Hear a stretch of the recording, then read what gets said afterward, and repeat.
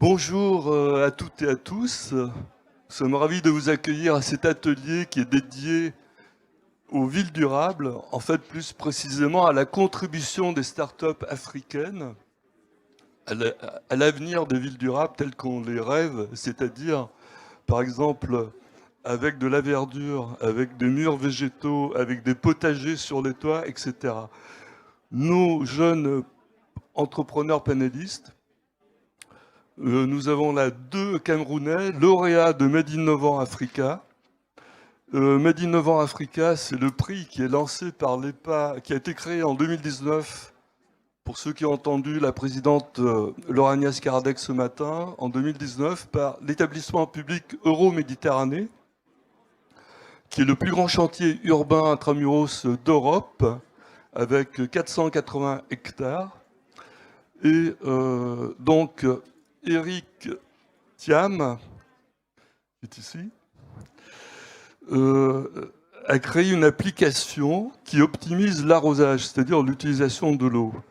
Et c'est à ce titre, il est DG d'Agropad, et c'est à ce titre qu'il a été nominé, enfin qu'il est devenu lauréat du concours Made Innovant Africa.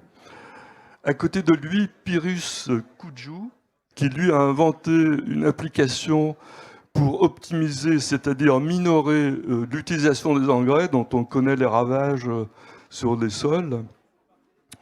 Et puis, donc, Édouard Koukblentou, qui est du Bénin, qui lui a inventé une fintech pour les transferts d'argent via les crypto-monnaies, qui est un domaine non encore réglementé en Afrique, ce qui facilite beaucoup les choses. Alors, on va parler de la ville durable au travers de la campagne, parce que certains d'entre vous connaissent sûrement cette citation d'Alphonse Allais, il faut construire la ville à la campagne. Bon, on a cru que c'était longtemps une boutade, donc c'était un journaliste, humoriste, écrivain du 19e siècle, et pendant des décennies, on a sorti ça comme une boutade. Sauf que c'est ce qu'on a fait. On a pris sur les terrains agricoles, voire cultivables, pour faire des villes nouvelles, etc. Et aujourd'hui, il y a un renversement des choses. On pourrait plutôt dire, toujours en paraphrasant Alphonse Allais, il faut ramener la campagne en ville. Et donc, c'est nos amis avec leurs applications. On va commencer par Pyrrhus, qui va nous raconter comment cette application qu'il a mise au point, d'une manière indirecte, donc pour minorer l'utilisation des engrais, d'une manière indirecte, va servir à la cause de la ville durable de l'avenir. Pyrrhus, vous avez la parole, vous nous parlez d'abord un peu de vous, votre parcours, mais brièvement. Et après, surtout, vous déroulez votre produit, 6 minutes. Après, on fera un second tour de table. D'accord? Ok. Le nom de ma solution, c'est Clinique Agro. C'est un kit connecté à une application mobile qui permet à l'agriculteur de pouvoir déjà bien fertiliser son sol et de pouvoir sécuriser son investissement agricole. Déjà, ce qu'il faut savoir, c'est que l'agriculteur est un maillon essentiel pour la création de la ville durable.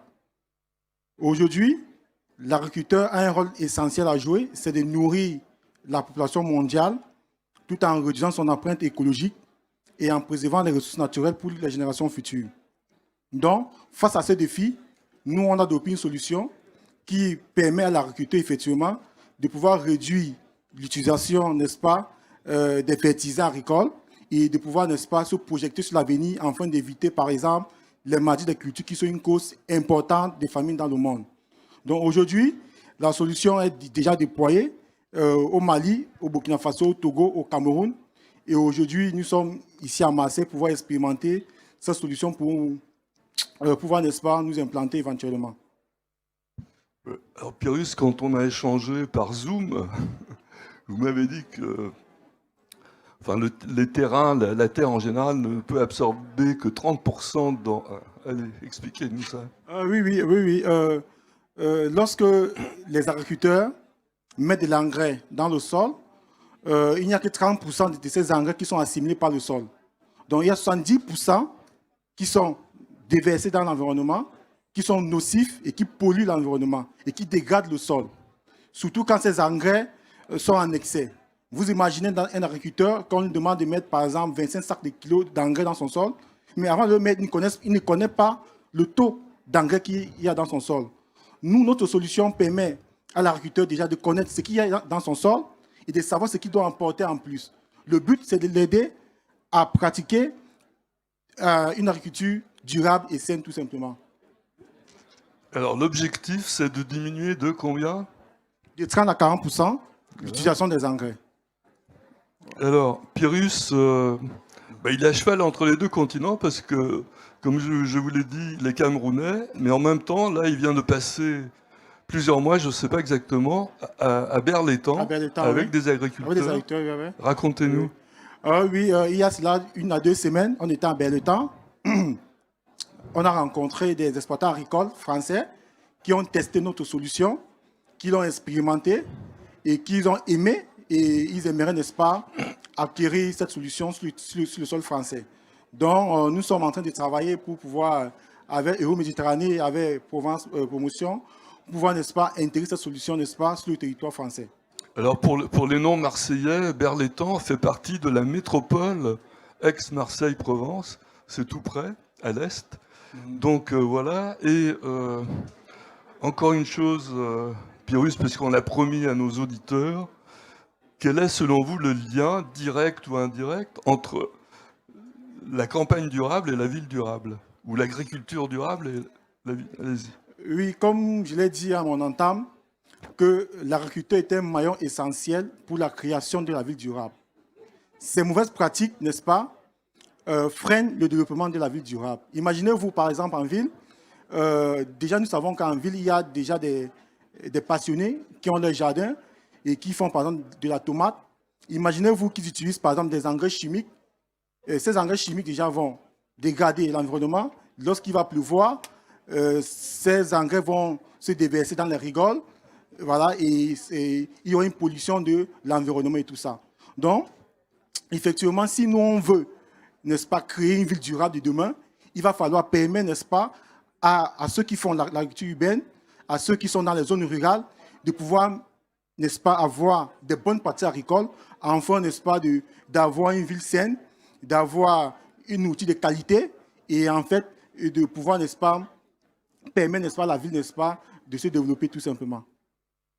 Pyrrhus, est-ce qu'on peut développer un peu votre expérience avec les gens de la métropole, de Berlétan, puisque ça vous a permis d'affiner votre travail? On vous écoute. Ok. À Berlétan déjà, lorsque les agriculteurs ont vu les résultats qu'ils avaient, les résultats, par exemple, qu'on offre, par exemple, c'est le taux de fertilisation, le moment opportun du semis, parce que c'est très important pour l'agriculteur de savoir à quel moment il doit s'aimer. C'est très important parce que vous pouvez s'aimer à un moment où le sol a une température qui fait en sorte que votre plante ne s'épanouisse pas. Et on vous donne aussi la qualité de l'eau, parce que c'est très important. On n'irrigue pas les cultures avec n'importe quelle eau. Il faut tester la qualité de l'eau pour le savoir. Voilà. Et aussi, on a permis, par exemple, aussi à ces agriculteurs de savoir que le radis qu'ils avaient mis en ce moment ne devait pas avoir un rendement optimal. Et effectivement, le monsieur de l'exploitation nous a fait savoir que dernièrement, il a fait une récolte et sa récolte était moindre par rapport à l'année précédente. Bon, ce qui effectivement nous confortait et nous rassurait effectivement qu'on avait une solution qui était réellement adaptée.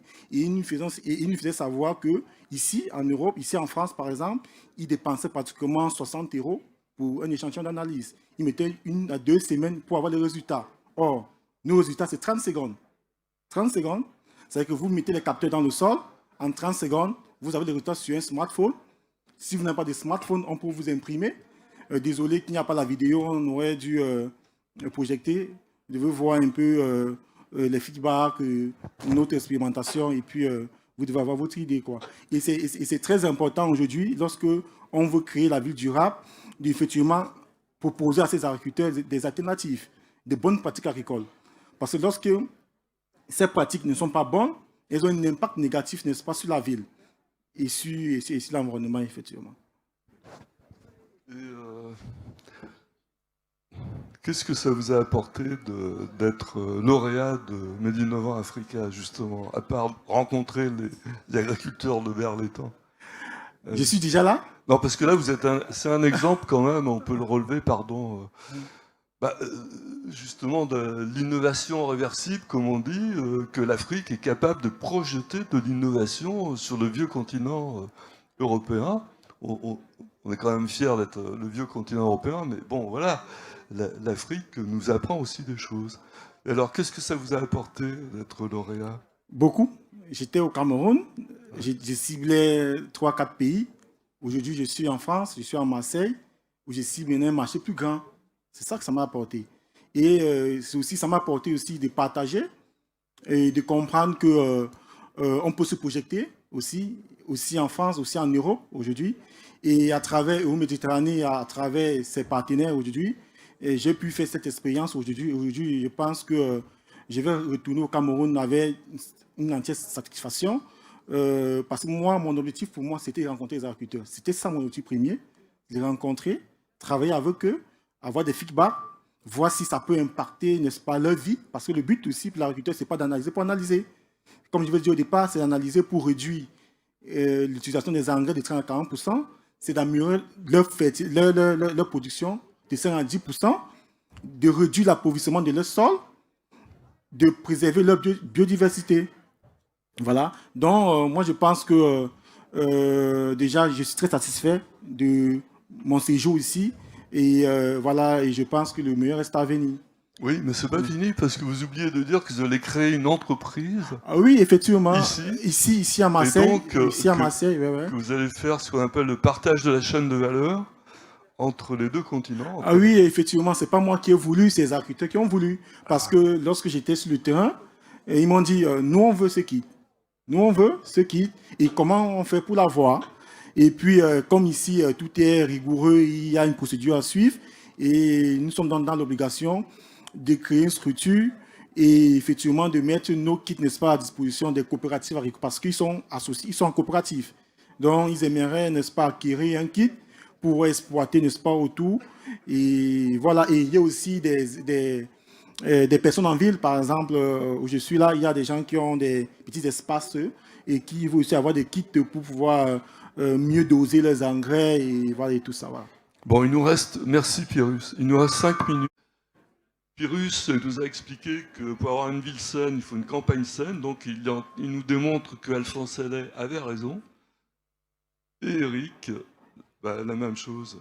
On ne fait rien sans de l'eau pertinente et surtout que ça va devenir une ressource rare, surtout en Afrique, puisque leur population va doubler en une génération. Comme vous l'avez entendu ce matin, ils vont passer de 1,2 milliard à 2,5 milliards. Merci à tous. Merci de nous avoir écoutés si longtemps. On va arrêter là parce qu'on m'a fait signe qu'il restait 2 minutes déjà, il y a un petit moment. On vous dit à l'année prochaine. Portez-vous bien. Je voulais aussi ajouter qu'on a lancé une campagne de fonds fondue sur fiatop.com. C'est pour accompagner des coopératives agricoles. On a des coopératives agricoles qui vivent dans la précarité, qui ont des difficultés, mais qui se battent tous les jours pour pouvoir, n'est-ce pas, produire bio. Bon, aujourd'hui, on a lancé une campagne pour eux, pour fabriquer des kits et mettre à leur disposition. Donc, allez sur fiatop.com, voilà, et soutenez-nous et soutenez aussi nos coopératives agricoles.